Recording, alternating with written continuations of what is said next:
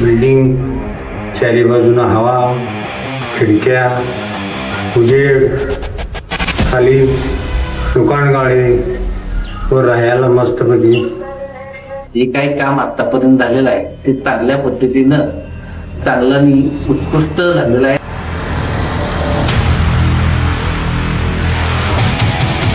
चांगल्यात चांगलं करायचा प्रयत्न केलेला आहे आणि त्याला त्यांनी चांगला न्याय दिलेला आहे.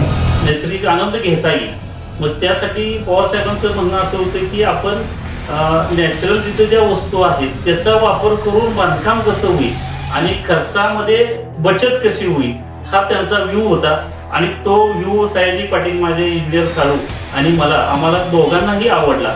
म्हणून ह्या ठिकाणी बांधकाम करत असताना आम्ही बीमचा वापर न करता आर्चेसचा वापर केला.